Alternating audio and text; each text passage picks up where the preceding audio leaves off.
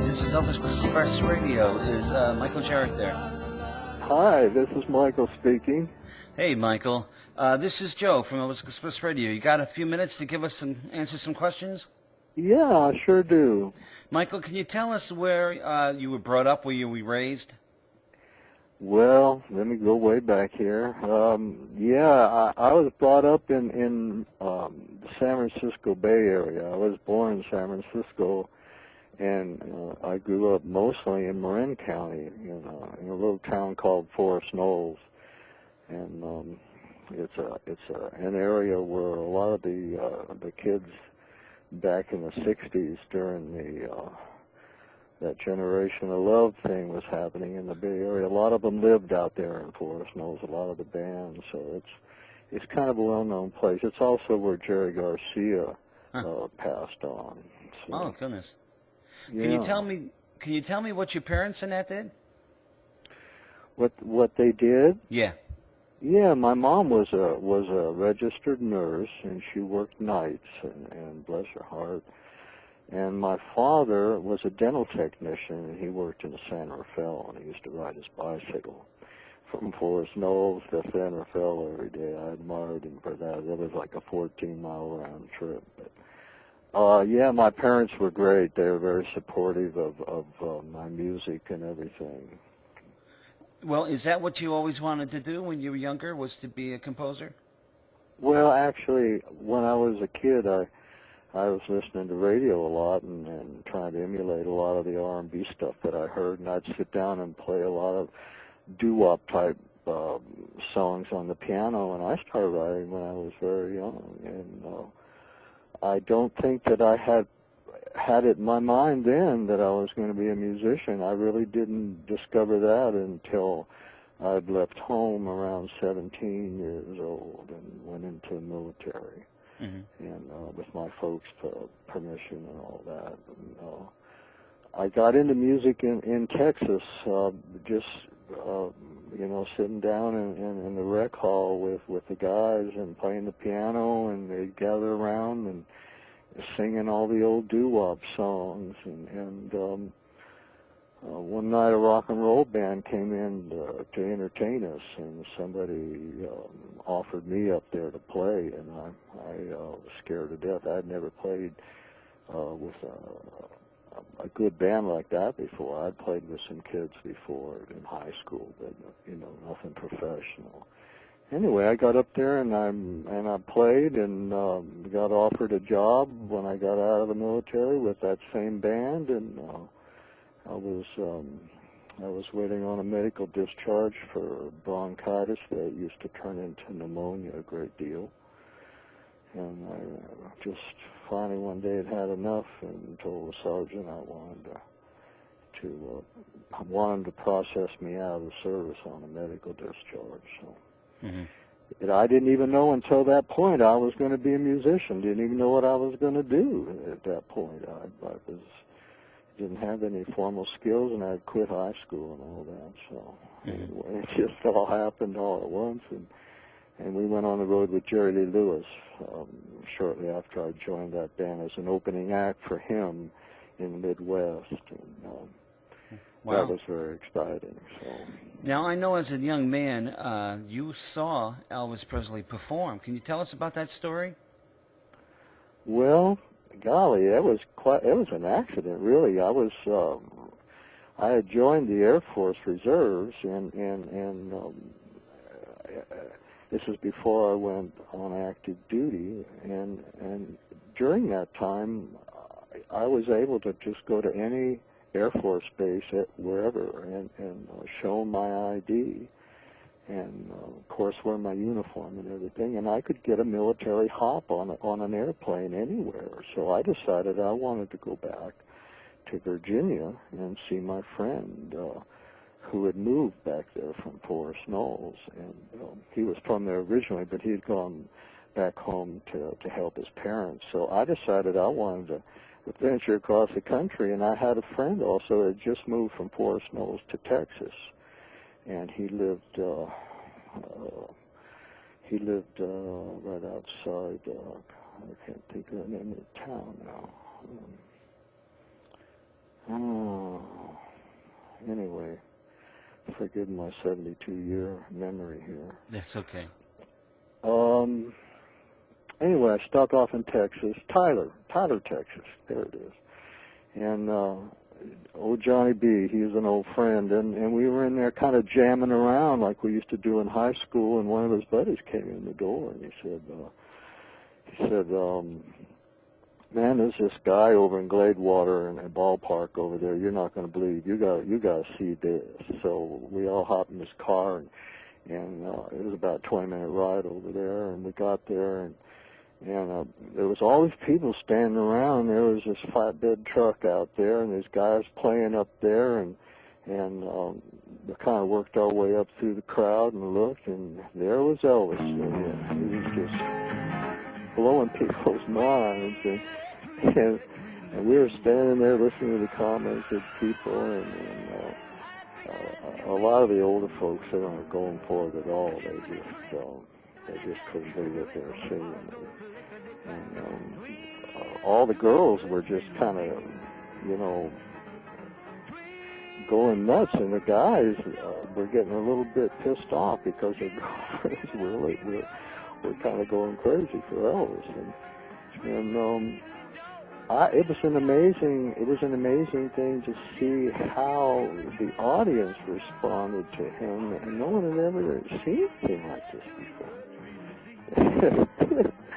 Needless to say, before that, things were pretty tame in the music business. We had all the balladeers of the day, the Frank Sinatras and those people, and they're great singers and everything. But the music, I guess for us kids, when Elvis came along, it just offered up something that we really could relate to, especially the beat and everything like that. And of course, you remember all the controversial stuff that went on. Our parents, they were breaking records and refusing to play Elvis's records, and I mean, there was such confusion in that whole time. Well, I came back and told my friends in California what I'd seen and everything, and shortly after that, Elvis's, I think it was a Mystery Train, I heard on the radio. And, we just were Elvis fanatics from then on, me and my buddies and stuff. And we had one of those little 45 RPM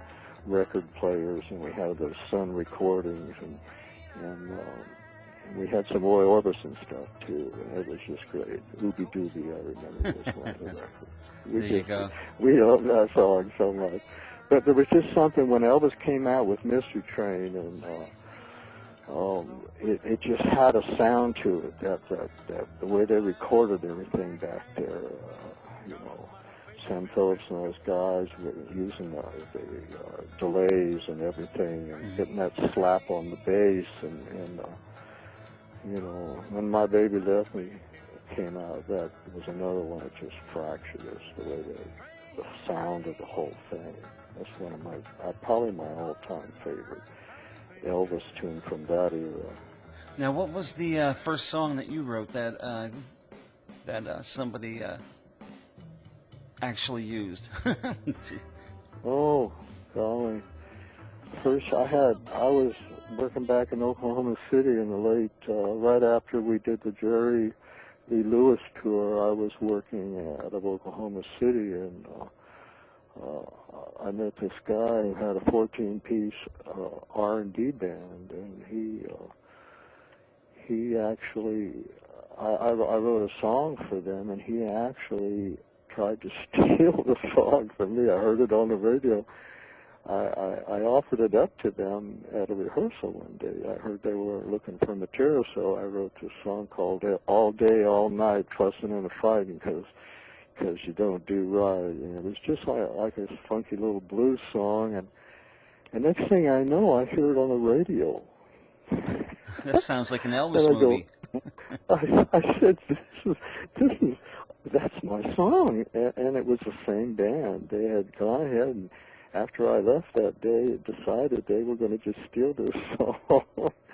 It was a backhanded compliment, but at the same time, I had an attorney friend there that called the record company up and so told them to cease and desist, or deceased, and whatever it is. they just quit playing it and pulled it off the thing. And it climbed up in a region. It had already climbed up into the top 10. And back in those days, they had regional charts. Uh-huh. So for that whole southern region down there, it climbed up to number 2. And somebody called my attention to it, and quite a bit of time had gone by. So I didn't even know they had done this. But that was the first song I ever had recorded. And let's see, Eddie Fisher recorded a couple songs of mine, but this was after I did the Elvis thing. Well, how was it that Elvis got to do some of your music? Well, I was fortunate to be working with one of my favorite bands in Las Vegas, the Checkmates. They ruled in Las Vegas during the 60s. They just, one of these bands that came out and got on the tabletops and got the crowds going, and they were probably the most exciting act in the 1960s in Las Vegas. And it had come to their journey down the road where they had decided to split up, and the two main guys formed their own bands, and I got to work with both bands. First Sonny Charles, and then Bobby Stevens. And when I was working with Bobby Stevens at the Hilton Hotel in the early 70s there, Joe Esposito used to come in and after the Elvis show in the big room, and he would catch our show and everything, and he was friends with Bobby, and one night he just came up and I was standing there with Bobby Stevens, and he said, hey, Elvis is going into the studio here soon and he's looking for material. Do you have any songs? And Bobby said, well, I just signed Michael Jarrett here. He's a good songwriter, and he's just written a couple songs I think would just be perfect for Elvis, and we're going back to Los Angeles tomorrow, and we'll demo them up and send them to you. And so it's the right place at the right time. I'm standing right there, and Joe comes up and asks Bobby if he's got any songs. And so I was excited about that. We went back to Los Angeles, and we went into Gold Star Recording soon after that, and I sat down and I played the I'll Be Home on Christmas Day. I wrote it on guitar, but I sat down and I played it on piano, and I'd never played it on the piano before. I kind of did a blues shuffle beat to it, and I recorded it on the first take, and Bobby was in the control room, and he says, that's great, man, that's it. He says, do the other one. I said, are you sure? He says, yeah, it's got a great feeling. So I picked up my guitar and recorded I'm Leaving, and we put them both on a disc and sent them off, or a tape. I don't remember how they sent them. They sent them off to Joe, and some time went by, and one day I got a phone call from Bobby Stevens' secretary, and she says, you sitting down? And I said, well, no. She says, well, you better sit down. She says, they just called from Nashville, and Elvis just loves I'll Be Home on Christmas Day. That's going to be his next Christmas single. Wow. And I was just absolutely floored. I says, you gotta be kidding me. He says, no, he just called. He just called, and they're he's very excited. He says, Elvis picked the song himself, and they're working on it right now, and I'm just beside myself. I couldn't even sleep that night. I mean, I was just, the excitement of having someone want to record your song, let alone the king of rock and roll himself. I mean, you start at the top and work down. Is that the way it works? I mean, I don't know. The very next day, Judy calls me up again, and she says, you better sit down again. I got really good news. Elvis just heard I'm Leaving, and he loves it, and he's going to make it his next single. And I couldn't believe it, 2 for 2 right there. So people often ask me, they say, what do you think it is in this business that why these people get breaks. There's so many talented people out there that don't. And my feeling and my answer to that question is it'd be at the right place at the right time, but there's a third element there, and I think it's mostly the most important thing is to have what they're looking for at the time. And so it's a combination of those three things, I think, that open doors for people in this business. And this business is the most competitive business in the world. You don't need to have a formal education to be in it. Anybody that knows 3 chords on the guitar or the piano can be a songwriter, and that's fine. And nowadays, everybody can do their music at home and put it out and put it on the internet. And God, who would have ever imagined anything like that back in the 50s, you know? Yeah. Now, I'll Be Home on Christmas Day. That's a real sad song. Can you tell me how you came up with that? Oh, boy, yeah, it is sad. It's a real personal song. I've been playing bars in Portland, Oregon, and working out of Portland, actually, for 10 years, from 1960 to 1970, around in there. And around the end of the 60s, I'd pretty much been fed up with nightclubs and drunks and cigarette smoke and nightclub owners that wouldn't keep their word. And, you know, the whole scene just got to the point where I didn't know what I was going to do, but I had to get out of those bars, and I was writing songs at the time and playing them with the band, and they seemed to, people were coming up and requesting them, and I thought that was really cool. So one night I was I was playing my guitar, and I was doing that Nielsen song, Everybody's Talking at Me. And I was up there singing, and I don't know, I just had this epiphany. All of a sudden, I got to the point in the song where I'm going where the sun keeps shining through the pouring rain, and all of a sudden I just had this feeling, I'm not going to do this anymore. I just turned my guitar off, and right in the middle of the song, and unplugged it, and turned my amp off and all that, and I'm rolling up my chords, and one of the guys in the band said, "What are you doing, man?" I said, "I don't know, but I got to get out of here. I don't know where I'm going, but I can't do this anymore." And so they're still out there dancing. The keyboard player grabbed the microphone and took over for me when I stopped singing. And they started finishing the song out, and I just walked off through the people carrying my amp and my guitar and walked right out of the place.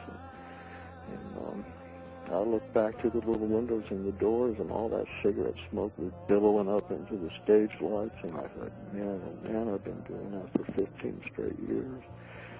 That's it. So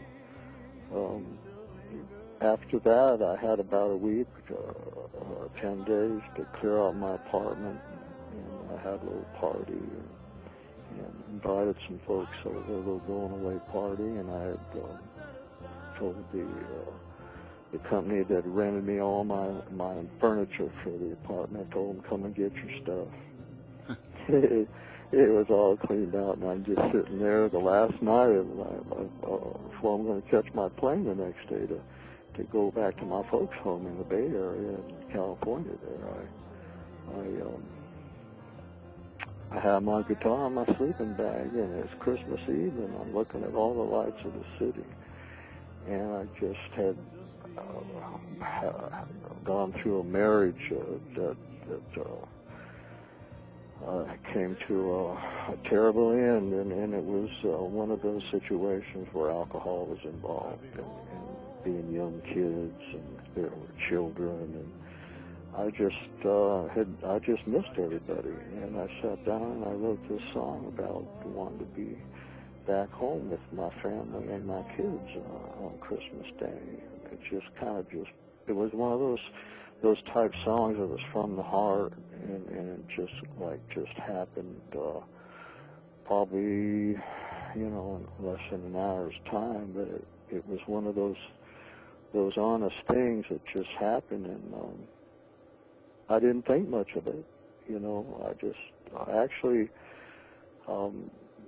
didn't even play it much after that, and went down to Los Angeles, and had that in my back pocket. I always tell people I left, I left Portland with a pocket full of songs and a pocket full of dreams, and hit the road. And when I got to the Bay Area, I saw this marquee that was on. I went out. I was going to catch some jazz out of North Beach, and there was this marquee that said Sonny Charles tonight, and then Sonny, he was the other half of the Checkmates, and we all knew each other from Las Vegas. So this was before Bobby Stevens. So I went in and told him what I'd done, and he said, "Well, I need a keyboard player. I'm going to Hawaii. You want to go with me?" And I said, "Sure." So you got right back Next into thing it. you know, I got right back into it again as a sideman. See, before I was a front man, that was very difficult because, you have a certain amount you've got to be an entertainer too. You got to have the gift of gab and be out there talking to people in between songs. And that's not really me, but I did it for years, and I was always a front guy. So being a sideman's a lot of fun. I really enjoy that. And so I went on with Sonny, and we traveled all over the United States, and he flew us and, put us up in hotels, and we played and backed his show there for quite a while, and then he didn't have any work, and then Bobby asked me if I would come with him, and then Sonny had already assigned me to his publishing company. He just transferred my contract to Bobby. Mm-hmm. And my songwriter's contract I had signed with Sonny's company when I first went down there. So anyway, while I was with Sonny Charles, I had started this song that he helped me finish, which turned out to be "I'm Leaving." Another very sad song. His house. It's another very sad song. It's about this girl in Portland that I think that I told her one day that I was quitting the band, or I'd quit the band, and we were hanging out. This was after I had my divorce and everything, and we were dating, and I told her I was going to go to L.A. and pursue my songwriting dream, and she said to me, "Well, what if your songs aren't good enough?" Huh. And I said, "What if my songs aren't good enough?" I said, "You're supposed to be my girlfriend here, you got to dream with me here. You can't be creating this doubt in my head, because there ain't no doubt in my head anyway." But if and she was hurt because I was leaving. She wanted me to stay so she could see me up there playing and singing every night like she had been. I understand. At the time, it was a little disappointing, so I just said, "Well, I'm leaving."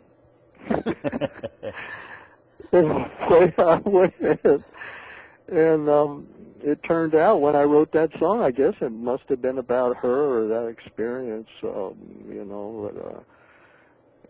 was, where will I go, who will I have to lie beside me and everything. It was kind of one of those times in my life where it was just a blue water dive. Being a kid and not, out of the nest all that long, it was a new adventure, and you just kind of have to watch for the clues in your movie, as they say. I look at life kind of like a movie. Some days, it's just one rerun after another. And some days it's sheer terror, and other days it's delight, and it's just a motion picture of life.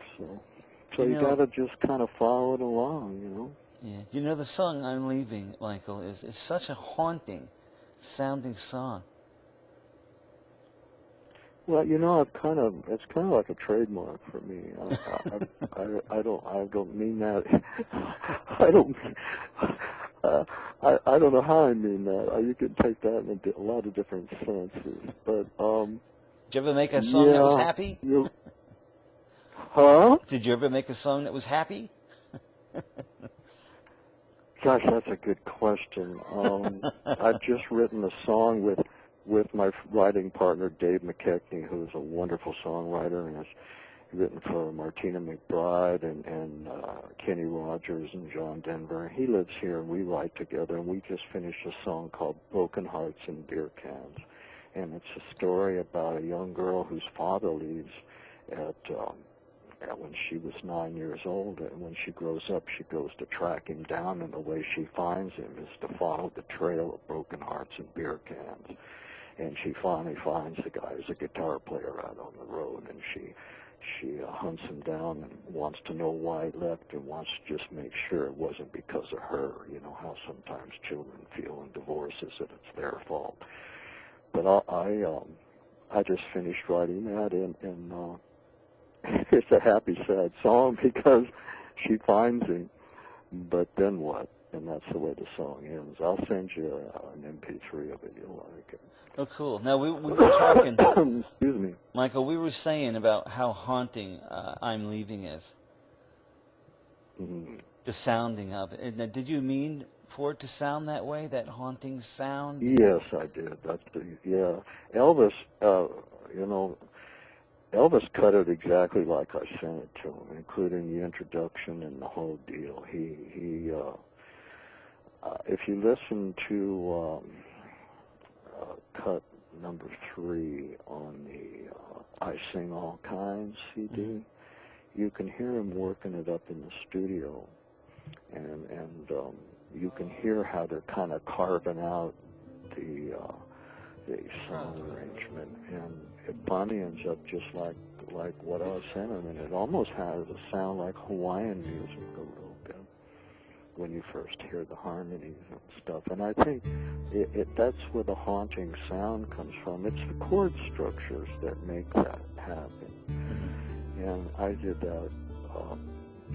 That's exactly the way I wrote the song. And when I wrote it, I had a 12-string guitar I was using, and I was sitting in a shower with glass all around me, and just sitting down there in the bottom by the drain playing my guitar, because it sounded like the echo in there was incredible with a 12-string guitar. And I just started playing these haunting chords, and then just started singing la la la because I didn't have any words to sing. And all of a sudden I realized, hey, the la la la part ain't bad. Now who would ever write a song and just go la la la la la? You know, it's unusual, and it's unusual that Elvis would want to record that, and it's such a departure from any other type of Elvis song that he's ever done. Yeah, it really is. It really is not. It's nothing like anything that he's done. Now, you found out, Michael, not too long ago, about a verse that was in "I'll Be Home on Christmas Day" that you had sung. Oh yeah. Can you tell us about that? Yeah, I know what you're talking about. Gosh, I don't remember who told me about it. I think it was Alternate Take 9. Was the cut, and I'm not even sure what CD it was on. Maybe it's on the. It is. I think it's the I Sing All Kinds. Somebody said that he's singing. There's a verse in there singing about your children, and I played that.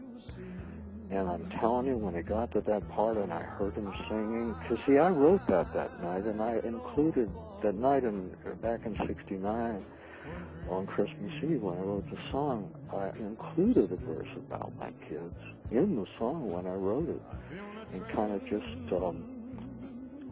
spit it all out in one fell swoop there when I wrote the song. But when I sent the song off, I also included that verse, knowing that if he did like it, he probably wouldn't use it anyway, because I used my children's names, and they certainly weren't his children, so I couldn't see him singing that. But sure enough, there was Elvis singing that verse. Wow.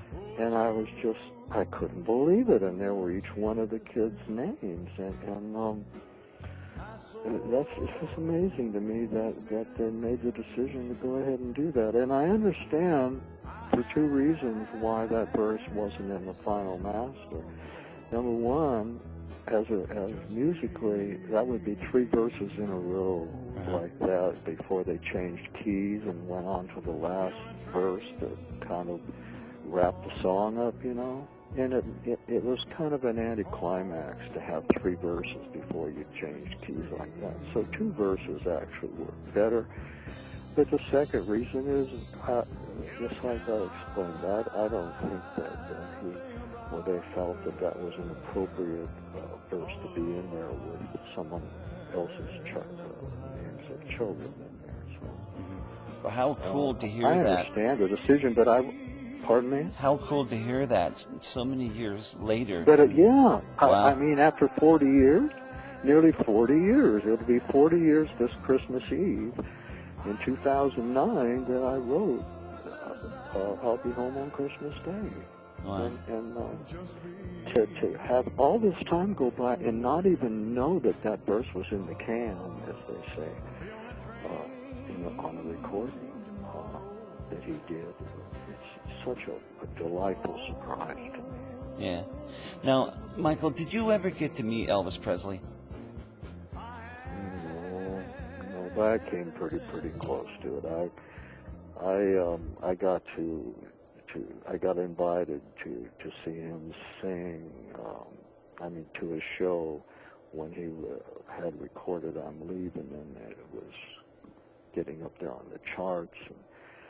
And, I was in Las Vegas at the Hilton Hotel with Judy Harris, who was Bobby Stevens' secretary, and Joe Esposito. And we're sitting there watching the show, and Elvis is singing "I'm Leaving," and he looked right down at me and gave me a wink.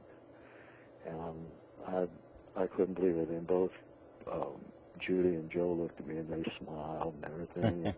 And I'm thinking to myself, well, how do you know that? I'm just sitting there.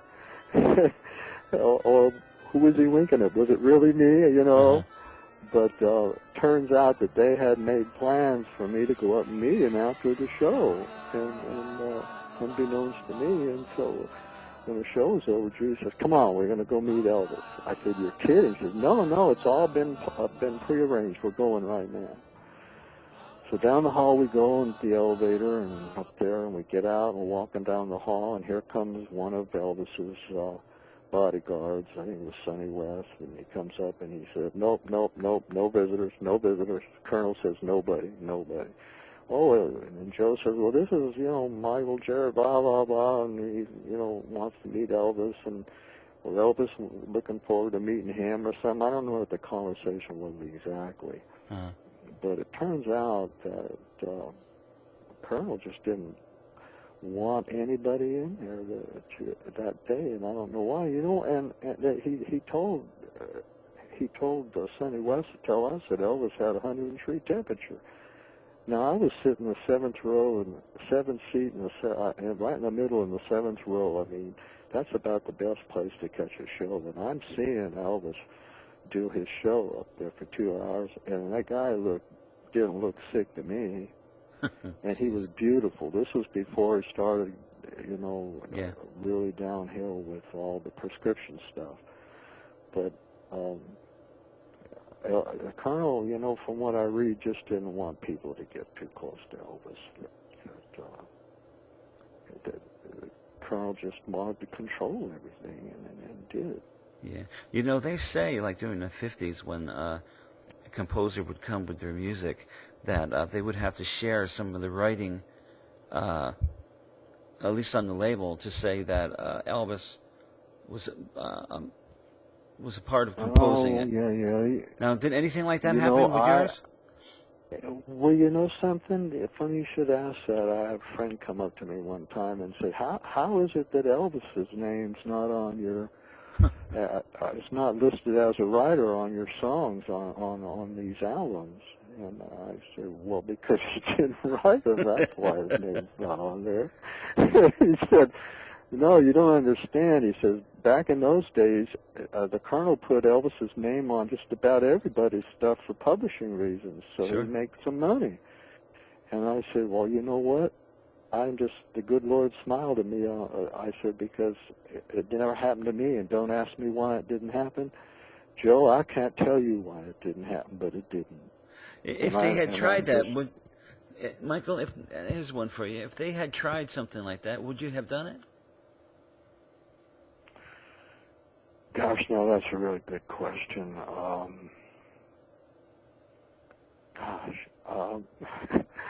There's one for the ego, huh?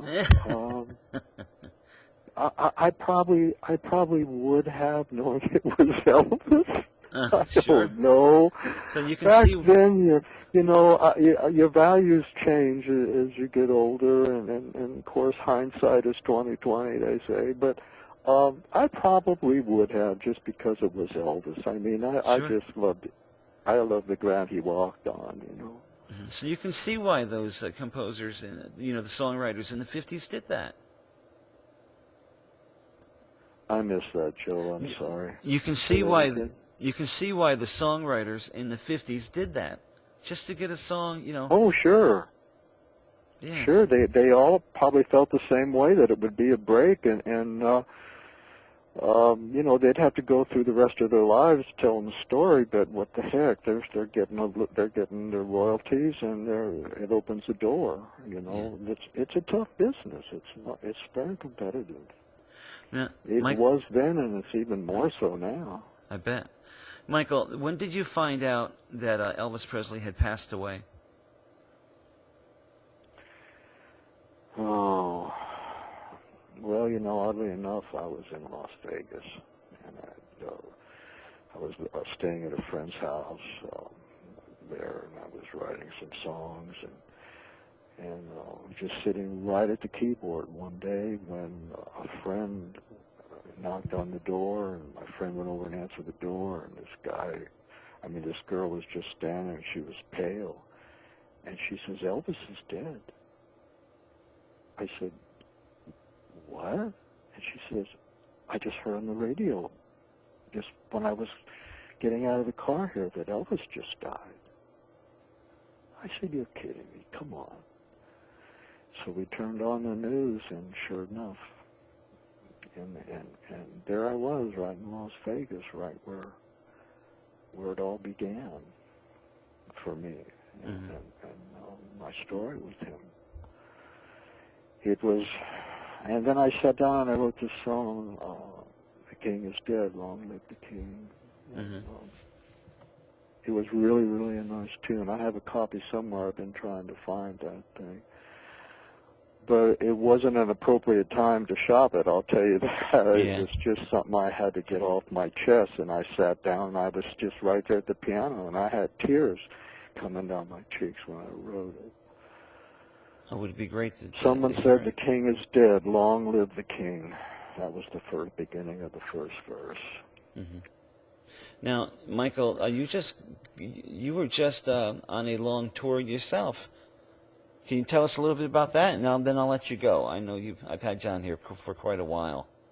Oh, that's fine, Joe. Yes, we just finished a tour up last May. I'm just having a wonderful time. I'm part of the what we call the original Elvis tribute band, and it was this last tour was called the Elvis Tribute Tour '09, and we're doing another one in January. It'll be Elvis Tribute 10, and we're just having so much fun playing Elvis's songs, and we're not, the singer doesn't dress up in jumpsuits or anything else. He's a really fine singer out of Austin, Texas. His name is Ted Roddy, and Ted has this wonderful tonality in his voice, and he can sound like Elvis, just tone-wise. And so we're just out there rocking the house every night, and we played, we did 9 concerts in 10 days. We really pushed it, and that covered pretty much the Scandinavian countries and Poland and so in Belgium there. But we're going back here in January and going to play Poland again and Norway and Holland and I heard yesterday that probably Greece and Italy. So we're going to be busy. And that's cool. Can you see, Elvis is going to be turning 75 here in January. Yeah. Had he lived, he'd be 75 years old. So we're going to be celebrating over there come next year. Michael, can you believe Elvis is still so popular after all this time? Well, he's just one of those enigmatic persons that, you and I can understand it because we'll always love everything that Elvis did. But he just strikes a chord, pardon the pun there, but he just strikes a nerve or a chord with people that are open to that kind of music, and it takes you right to the depth of what it really is. Elvis is where it began. Carl Perkins and those guys, and Elvis really brought it to the forefront. And that style of rockabilly is infectious. Look at all the kids in Europe; they love it. They dressing up, in their T-shirts and rolling their cigarettes up in their T-shirts and duck butt haircuts and rolling their pant cuffs up and the rockabillys. Yeah. They love to be rockabillys. It's something that gets in your blood. Once you dig it, you can't kick it, they say. Yeah, we're so lucky to have had him. Here I am at 72. Here I am at 72 years old, rocking still. And I'm revisiting a style of piano that I really haven't played since the late '60s. I mean, the late '50s, early '60s. When I was in my heyday, that's the first kind of music I played was rockabilly with this band. Oh, we're so glad that you are. Jerry Lee Lewis. Hey, Michael, I want to thank you for doing this for Elvis Express Radio. Thank you for doing it for me and Lee.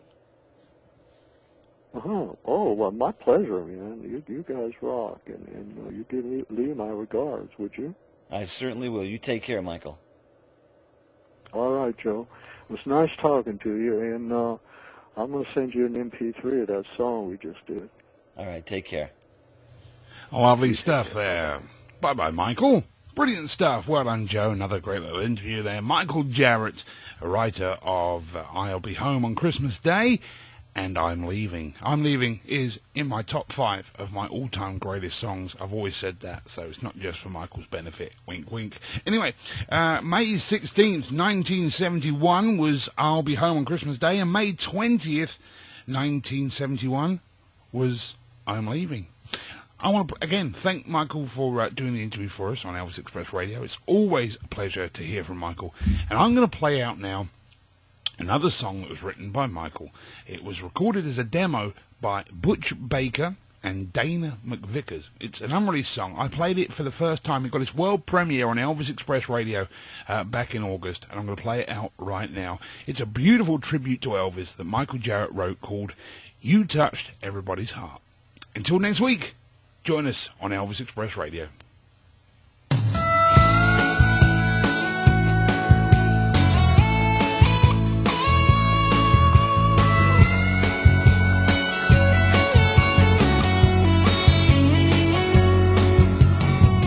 I still recall how I felt that day so many years ago. What a shock to hear it on the radio. A sad day for the world.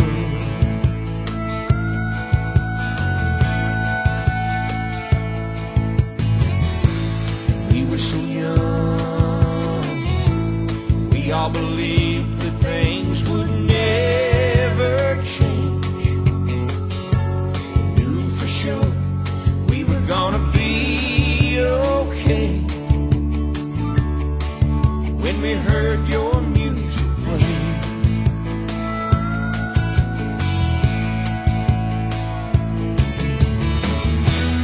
every time we heard you say, love me tender,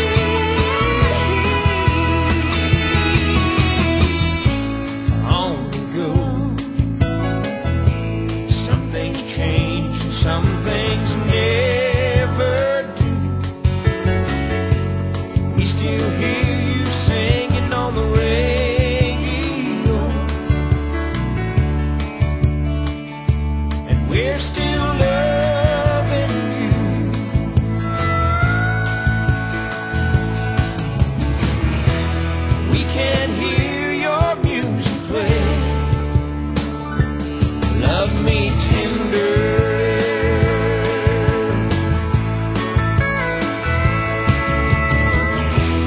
You touched everybody's heart forever.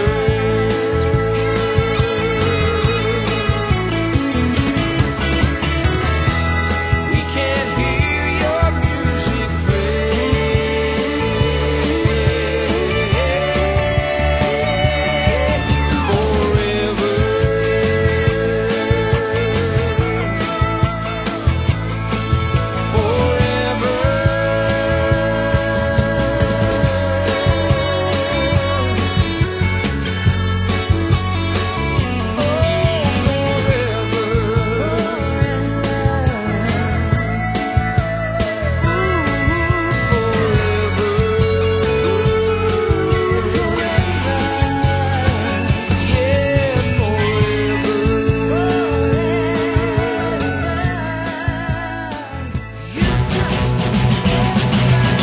Everybody, and get your checkbook now.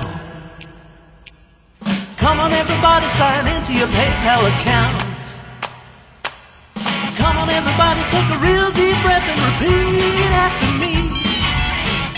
I wanna donate now. I wanna donate now. I wanna donate now. I wanna donate. Hey, hey, hey, donate to Lee.